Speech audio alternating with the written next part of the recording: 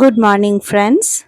আজকে আমি তোমাদের দেখাবো খুব সহজে জাস্ট 15 মিনিটে সুস্বাদু এবং স্বাস্থ্যকর চিকেন স্টু কিভাবে বানাতে পারো।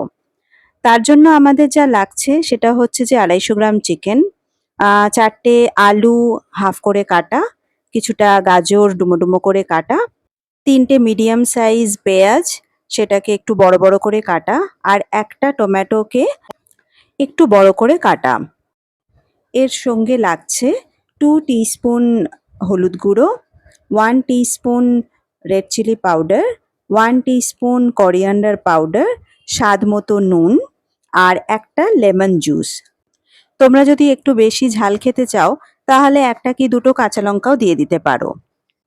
তোমরা গ্রেভিটা কতটা রাখবে সেই বুঝে জল দিও।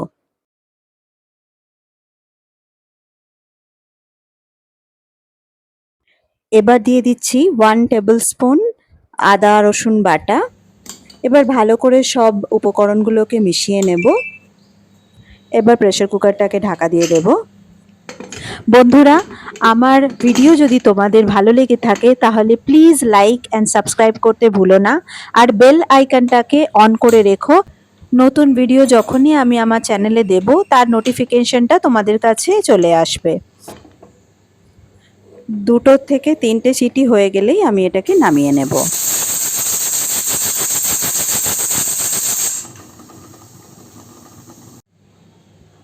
কুকার ঠান্ডা হয়ে গেছে, চিকেন স্টু রেডি। সো এবার এটাকে আমি সার্ভ করে দেব।